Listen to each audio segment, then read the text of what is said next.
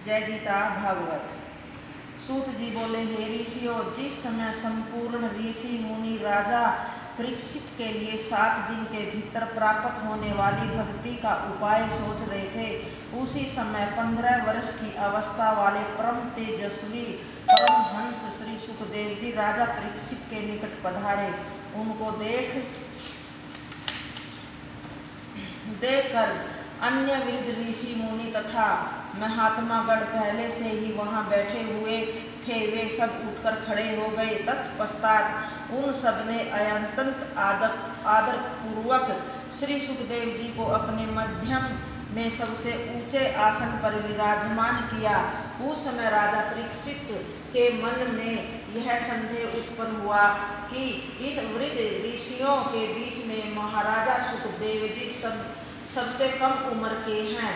तब यह क्या कारण है जो सभी ऋषि मुनियों ने उन्हें अत्यंत आदर पूर्वक सबसे ऊंचे आसन पर बैठाया है। हाँ, इनके तेज से जो अवश्य ऐसा प्रतीत होता है कि ये गुण में सबसे अधिक है, ऐसा मन में विचार कर राजा परीक्षित ने श्री सुखदेव जी महाराज को दंडवत किया। तत्पश्चात हाथ जोड़कर बड़ी निम्रता से बोले, हे कृपा सिंधु, इस समय जब कि मैं इस गंगा तट पर मरने के लिए आया हूँ, तब आपने अत्यंत कृपा करके मुझे अपना दर्शन दिया है।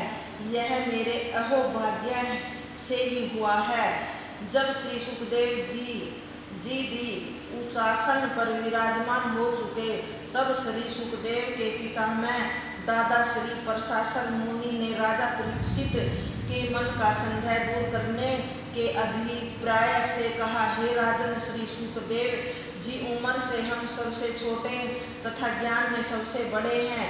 जहाँ जितने बड़े बड़े ऋषि मुनियों को तुम देख रहे हो, वे सभी ज्ञान में इनसे बहुत कम हैं। यही कारण है जो हम लोग ने इनको आगमन पर खड़े होकर स्वागत किया है। श्री सुखदेव जी तरण तारण हैं।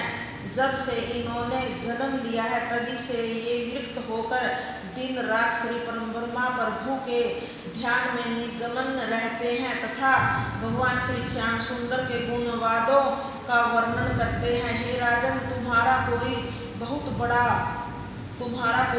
बड़ा पुण्य उदय हुआ है, जो इस समय यहाँ आप पधारे हैं। भवसागर से पार उतारने के लिए जो कर्म सबसे उत्तम है, ये तुम्हें उस कर्म का बोध कराएंगे। उस कर्म को करने से तुम आवागमन से छूट जाओगे। इतनी कथा सुनकर सुखदेव जी ने कहा, हे ऋषियों, आप लोगों ने जो पूछा था, फिर राजा परीक्षित ने श्री सुखदेव को किस प्रकार पहचाना, उसका यह वृत्तांत मैंने आपके सम्मुख वर्णन किया है। अस्तु, प्रशासन ऋषि के मुख से श्री सुखदेव जी की महिमा सुनकर राजा परीक्षित अत्यंत प्रसन्न हुए। तदनंतर वे श्री सुखदेव के चरण धोकर तथा विधि पूर्वक पूजन करने के पश्चात हाथ जोड़कर इस प्रकार कहने लगे, हे महात्मामन, आप विरक्त हैं, आपको संसार से कोई प्रयोजन नहीं है। आनंद कंद श्री कृष्णचंद्र जी महाराज ने मुझे पांडव वंश में उत्पन्न जानकर आपके मन में ऐसी दया उत्पन्न की है कि जो आप मुझे भवसागर से पार उतारने के हेतु यहाँ पधारे हैं। आपके दर्शन पाकर मैं कृतार्थ हो गया हूँ। आपके चरणों का स्पर्श करने वाला व्यक्ति मुक्ति पद को प्राप्त कर सकता है। अतः मैं अत्यंत दिन होकर आपसे यह प्रार्थना कर रहा हूँ कि हे महाराज, कलियुग के मनुष्य की आयु का कोई ठिकाना नहीं है, कौन जाने कौन कब मर जाए। अस्तु, श्रृंगी ऋषि के श्राप के कारण मेरी मृत्यु में अब केवल 7 दिन रह गए हैं। वैसे तो आप स्वयं अपने मन के स्वामी हैं और आपकी इच्छा के बिना पल भर भी कोई आपको अपने पास नहीं रख सकता।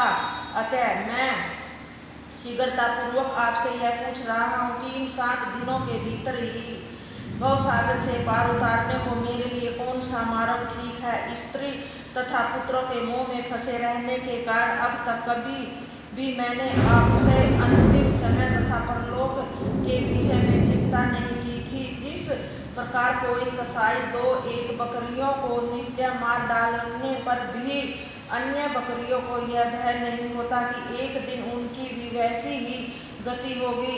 वे निश्चिंत रहकर दाना पानी घास आदि खाती पीती हैं।